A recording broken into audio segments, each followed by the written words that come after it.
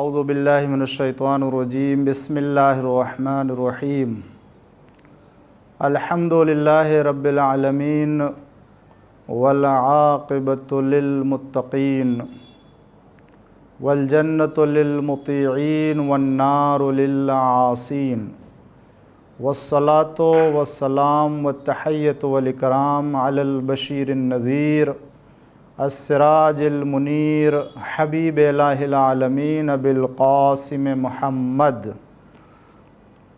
وعلی آلہ طیبین الطاہرین المعصومین واللعن الدائم علی اعدائہم اجمعین من الآن الی قیام یوم الدین. اما بعد فقد قال اللہ الحکیم فی قرآن الکریم وقولہ الحق. بسم اللہ الرحمن الرحیم. اقرأ بسم ربک الذی خلق خلق الانسان من علق اقرأ وربک الاکرم الذی علم بالقلم. ناظرین کرام، السلام علیکم ورحمۃ اللہ وبرکاتہ. اور آپ کی خدمت میں بہت ہی تہ دل سے، یہ چونکہ بڑی مسرت کی رات ہے اور بہت ہی مبارک شب ہے، میں تمام عالم اسلام کی خدمت میں،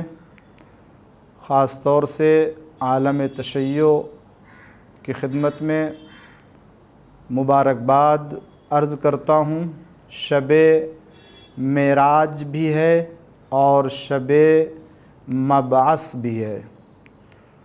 یعنی یہ وہ رات ہے کہ ایک مرتبہ جب یہ تاریخ آئی تو حضور اکرم صلی اللہ علیہ وآلہ وسلم کے اوپر سب سے پہلی آیت نازل کی جناب جبریل کے ذریعے سے، اور اللہ تعالیٰ نے حضور اکرم کو قانونی طور سے دنیا میں رسول کو رسول ہونے کی سند دی، جس کو ہم 27 رجب کہتے ہیں، روز بعثت. اور یہی تاریخ جب چند سالوں کے بعد بروایت دوبارہ آتی ہے تو اسی تاریخ میں وہی فرشتہ آپ کو آپ کے گھر سے مسجد الحرام اور مسجد الحرام سے مسجد اقصیٰ، مسجد اقصیٰ سے آپ کو آسمانوں کی سیر کرانے کے لیے لے جاتا، جسے معراج کہتے ہیں. تو اس شب میں، شب معراج کی بھی مبارکباد عرض کرتا ہوں. اللہ تعالیٰ سے دعا کرتا ہوں کہ آپ کو، ہم کو، سب تمام انسان کو، کیونکہ حضور اکرم جب مبعوث برسالت ہوئے تو صرف کلمہ پڑھنے والوں کے لیے نبی نہیں تھے. اللہ تعالیٰ نے عالم انسانیت کو گمراہی سے نجات دلانے کے لیے اپنے نبی کو آخری نبی اس دن بنایا جس دن بعثت پیغمبر کے عنوان سے یاد کیا جاتا ہے، اور یہ عید کا دن ہم سب مسلمانوں کے لیے ہے. تو بہت ہی خوشی کا دن ہے اور یہ رات بھی بہت ہی مسرت کی رات ہے. میں پھر سے آپ کی خدمت میں مبارکباد عرض کرتا ہوں اور اللہ تعالیٰ سے دعا کرتا ہوں کہ دنیا میں آخرت میں ہم سب کو حضرت پیغمبر اکرم صلی اللہ علیہ وآلہ وسلم کی شفاعت پانے والوں میں قرار فرمائے. بات یہ ہے کہ حضور اکرم رسول بنائے جانے سے پہلے جو عام تاریخ میں ہے وہ یہی ہے کہ پیغمبر اسلام حضرت محمد مصطفیٰ صلی اللہ علیہ وآلہ وسلم مسلسل روزانہ اپنے گھر سے نکل کے وہ جو مکہ کی پہاڑی جسے غار حرا کہتے ہیں، آج اس کا نام جبل نور، کوہ نور بھی ہے، اس پر جاتے تھے، اکیلے تنہا جاتے تھے اور عبادت پروردگار میں بسر کرتے تھے. ایک دن خداوند عالم نے جو پیغام دیا جناب جبریل کے ذریعے سے، اب جو یہاں روایت پائی جاتی ہے بعثت پیغمبر سے متعلق، وہ یہ ہے جو ہمارے یہاں نہیں بلکہ جو عالم اسلام کی روایت ہے وہ میں عرض کروں، پھر اس کے بعد جو ہمارے ہاں صحیح روایت ہے اسے عرض کرتا ہوں کہ حضور اکرم صلی اللہ علیہ وآلہ وسلم غار حرا میں عبادت میں مشغول تھے کہ اتنے میں جبریل آئے، اور جبریل آنے کے بعد فرماتے ہیں کہ اے پیغمبر اقرا پڑھیے، تو معاذ اللہ پیغمبر نے فرمایا کہ میں تو پڑھنا نہیں جانتا ہوں، کیا پڑھوں؟ تو پھر ایک مرتبہ جبریل نے ان کو اپنے جو ہے وہ اس طرح سے بھینچا کہ انہیں اذیت بھی ہوئی، تکلیف بھی ہوئی۔ پھر اس کے بعد کہا کہ اقرا پڑھیے، تو پھر پیغمبر نے اپنے نہ پڑھنے اور یا کہہ لیجئے کہ اسے نہ دہرانے کی طاقت کا اظہار کیا، تو پھر اس طرح سے جناب جبریل نے 3 مرتبہ رسالت مآب صلی اللہ علیہ وآلہ وسلم کے وجود کو اس طرح سے جو ہے وہ فشار دیا کہ حضور اکرم کو اذیت ہوئی، اور پھر اس کے بعد جو ہے وہ حضور اکرم وہاں سے نکل کر کے گھر آئے، جناب خدیجہ کو بیان کیا، تو جناب خدیجہ نے کہا کہ آپ گھبرائیے نہیں، اور ادھر رسول اللہ بڑے پریشان حال آئے، اور جناب خدیجہ نے دریافت کیا کیا ہوا، تو انہوں نے جب اپنی کیفیت بیان کی تو جناب خدیجہ نے تسلی دی۔ اب یہ روایتیں سن لیجئے، تھوڑے سے مدت کے لیے، یعنی تھوڑی دیر کے لیے میں عرض کروں گا کہ اب جناب رسالت مآب نے فرمایا، جب کیفیت کی طرف اشارہ کیا تو جناب خدیجہ سلام اللہ علیہا نے فرمایا کہ آپ پریشان نہ ہوں، اس میں خیر ہے۔ اور پھر اس کے بعد جو ہے وہ روایت میں جناب خدیجۃ الکبریٰ سلام اللہ علیہا نے ورقہ بن نوفل کے پاس لے کے گئیں، اور ورقہ بن نوفل نے جب حالات سنے تو کہا کہ ارے مبارک ہو، جناب خدیجہ سے کہا تمہارا شوہر تو نبی بنا دیا گیا، پیغمبر ہے، اور اب جو ہے جناب خدیجہ خوش ہوتی ہیں۔ کیوں؟ اس لیے دلیل اس کی یہ ہے کہ جو باتیں بیان کی ہیں وہ باتیں وہی ہیں کہ جو جناب موسیٰ کے لیے اللہ تعالیٰ نے قرار دیا تھا کہ ان کے لیے بھی فرشتہ آیا تھا، اور یہی کیفیتیں طاری ہوئی تھی، تو وہ موسیٰ نبی بنائے گئے تھے، تو آپ بھی نبی بنائے گئے۔ اب اس کے بعد جو ہے یہ سلسلہ اس طرح سے حضور اکرم کو معلوم ہوا کہ وہ نبی بنائے گئے ہیں۔ اب آپ بتائیے کہ جس کو پروردگار عالم نے اس دنیا میں بھیجنے سے پہلے، بلکہ خود جس کا یہ اعلان ہے کہ مجھے اس وقت اللہ نے نبی بنایا کہ جب آدم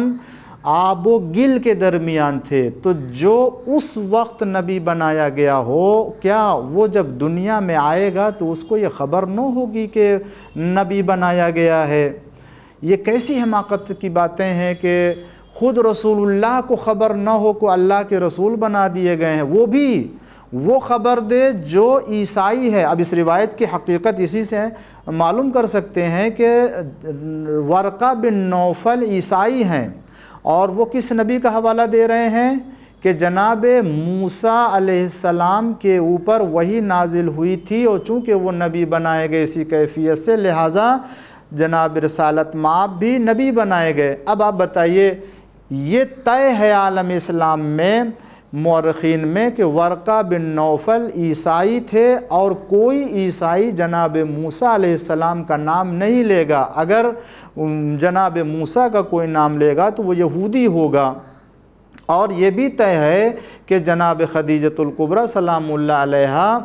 جو ہے وہ رسالت مآب صلی اللہ علیہ وآلہ وسلم کے اوپر سب سے پہلے ایمان لانے والی عورتوں میں سے ہیں۔ تو خلاصہ یہ کہ یہ جو روایت بیان کی گئی ہے، اس روایت میں اتنی بھی تمیز نہیں رکھی گئی کہ یہ کہا جاتا کہ جو روایت میں رسول اللہ کو خوشخبری دینے والا وہ ہے عیسائی، اور جو دلیل دی جا رہی ہے وہ جناب موسیٰ کے لیے دی جا رہی ہے۔ اس کا مطلب یہ ہے کہ جس نے اس روایت کو بنایا ہے وہ یہودی ہے، جس کو یہ پتہ نہیں تھا کہ بعد میں آنے والے لوگ جھوٹ کو پتہ کر لیں گے کہ بیان کرنے والا عیسائی ہے، دلیل جناب موسیٰ کی دے رہا ہے۔ اسی لیے ہمارے ائمہ معصومین علیہ السلام نے اس طرح کی روایتوں کو رد کیا ہے۔ یہ کہ یہ کیسا نبی کہ جس کو خود اپنے نبی ہونے کا علم نہ ہو، اور بتائے تو کون بتائے؟ ورقہ بن نوفل، جناب خدیجہ، وہ جو ایمان لے کے آنے والی ہیں، ان کو خبر ہو کہ آپ گھبرائیں نہیں، آپ اللہ کے نبی ہوں گے، اور خود نبی کو یہ پتہ نہ ہو۔ اسی لیے ہمارے یہاں کی جو روایت امام حسن عسکری علیہ السلام سے جو روایت ہے وہ یہ کہ غار حرا میں حضور اکرم صلی اللہ علیہ وآلہ وسلم مصروف عبادت ہیں، اتنے میں جب جبریل آئے، اور آنے کے بعد پیغمبر اسلام کا دست مبارک جو ہے وہ اپنے ہاتھوں میں لیا اور کہا اقرا، پڑھیے، تو پیغمبر اسلام کو جو وحی کی گئی تھی اس کی تلاوت کی، اور اس کے بعد بشارت دی۔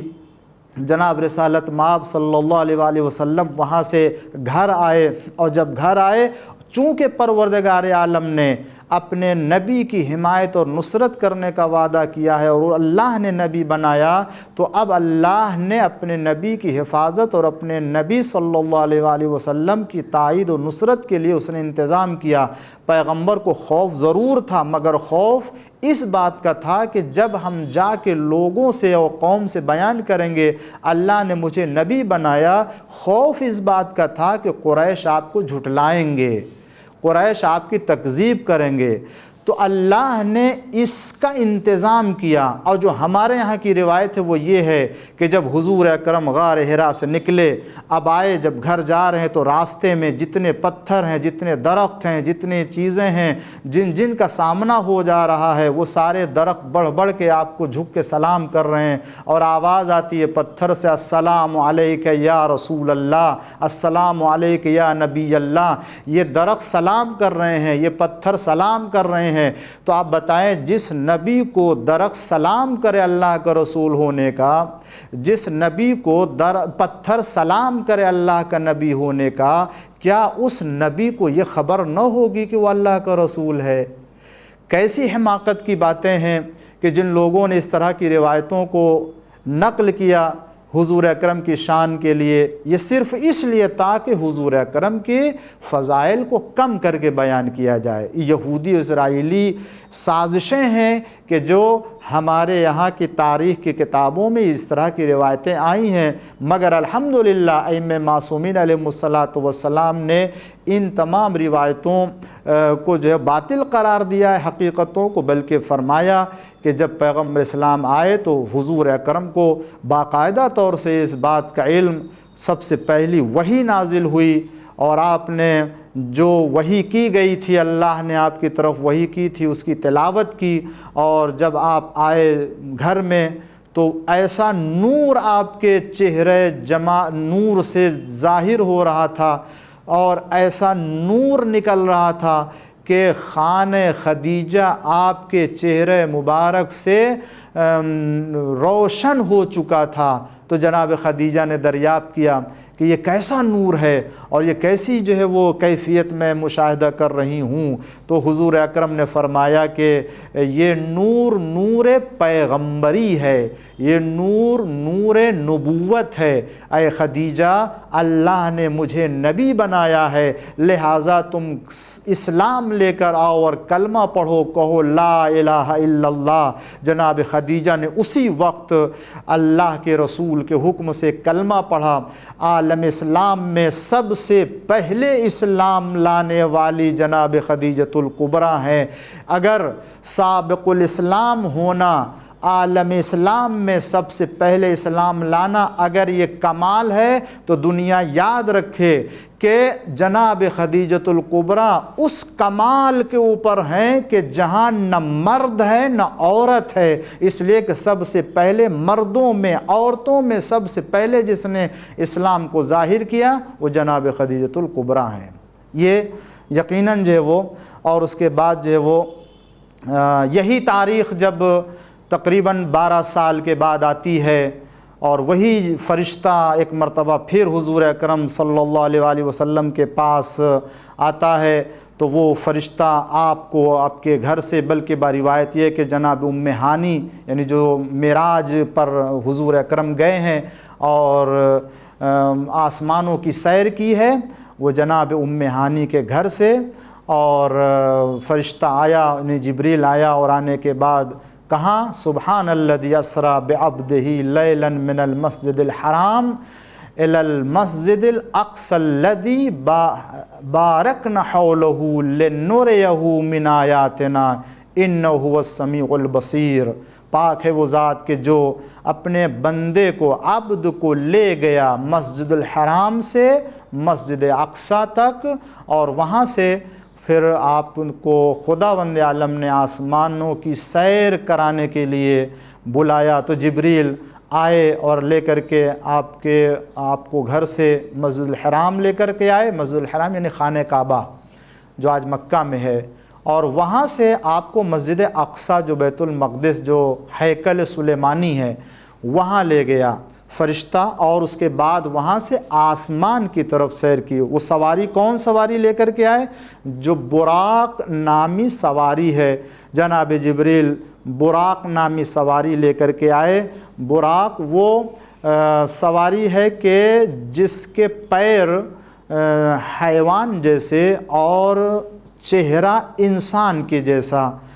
اور اس کے 2 پر تھے جس کو اللہ تعالیٰ نے آپ کے لیے سواری قرار دی تھی، اور آپ نے اس پر سواری کی، اور اس کے بعد وہاں سے آپ جو ہے وہ مسجد الحرام سے مسجد اقصی، اور مسجد اقصی سے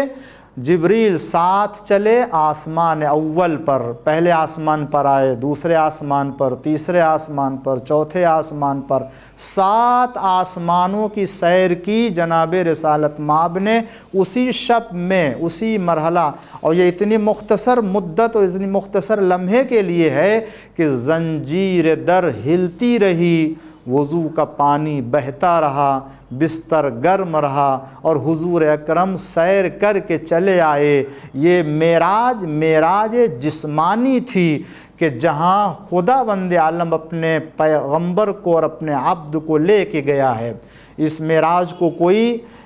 روحانی معراج نہیں کہہ سکتا ہے، جیسا کہ بعض روایتوں میں کہا گیا ہے کہ حضور اکرم کا بدن بستر کے اوپر تھا، اور یہ بھی وہ ایسے سی روایت نقل کی گئی ہے کہ جو حضور اکرم کی زندگی میں آئی بھی نہیں ہے ابھی، اور حضور اکرم کے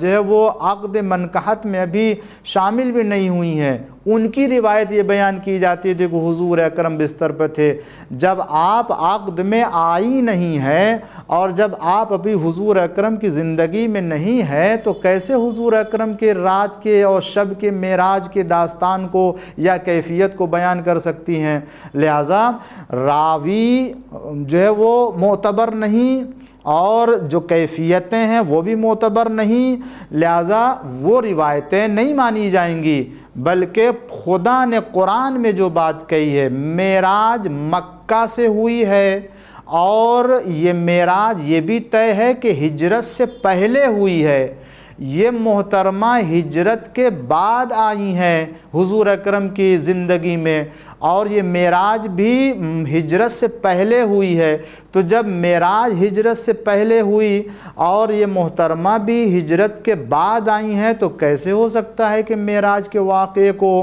یہ بیان کریں اور لوگ اسے قبول کر لیں؟ ممکن نہیں ہے اور ہو نہیں سکتا۔ لہٰذا ہم ان روایتوں کو تسلیم کرتے ہیں جو معیار صحت کے اعتبار سے درست ہو، اور الحمدللہ ہمارے پاس تو ایسے وسائل ہیں کہ جن کے ذریعے سے ہم صحیح اور غلط روایتوں کو جانچ لیتے ہیں۔ ائمہ معصومین علیہ السلام سے جو روایتیں وارد ہوئی ہے، اور خود قرآن کریم نے کہا اسریٰ بعبدہ لیلا من المسجد الحرام، اللہ نے عبد کا لفظ استعمال کیا۔ عبد کسے کہتے ہیں؟ عبد کہتے ہیں جسم اور روح کے مجموعے کو کہتے ہیں۔ جب عبد جسم اور روح کے مجموعے کو کہتے ہیں تو اسریٰ بعبدہ، اللہ لے گیا اپنے بندے کو، تو جسم اور روح کے ساتھ لے کے گیا ہے، صرف روح کو نہیں لے کے گیا ہے، اور صرف روح کو عبد نہیں کہتے ہیں۔ لہٰذا یہاں پر یہ کہنا کہ حضور اکرم کی معراج صرف محض روحانی ہوئی ہے، یہ جہالت ہے، یہ نادانی ہے، یہ گمراہی ہے، اور حضور اکرم صلی اللہ علیہ وآلہ وسلم کے ذات سے عدم معرفت ہے۔ معراج کے 2 سفر جیسا کہ میں نے عرض کیا، یہاں پہلا سفر مکہ سے مسجد اقصی کی طرف جانا، جسے لوگ جو ہے وہ مفسرین بعض کہتے ہیں یہ اسراء کا نام اس دیا ہے، اور مسجد اقصیٰ سے آسمان کی سیر کی ہے، اسے معراج کہتے ہیں۔ البتہ بعض لوگوں نے دونوں کو معراج سے تعبیر کیا ہے، تو اس میں کسی طرح کو کوئی بہرحال اختلاف نہیں ہے۔ البتہ تاریخ کے سلسلے میں اختلاف ہے، اور بعض لوگوں نے کہا کہ یہ معراج جو ہے وہ تاریخ کے لحاظ سے جو اس میں بتایا گیا ہے، وہ بعض نے کہا ہے کہ یہ بعثت کے دوسرے سال میں ہے، بعض نے کہا کہ تیسرے سال میں، بعض نے کہا 5ویں سال میں، 6 سال میں، یہاں تک کہ 10ویں سال میں اور 12ویں سال میں، یعنی بعثت کے 12ویں مرحلے میں 12ویں سال، اور بعثت کے بعد حضور اکرم 13 سال مکہ میں رہے ہیں۔ تو یہ کہہ لیجئے کہ ہجرت سے 1 سال پہلے بھی یہ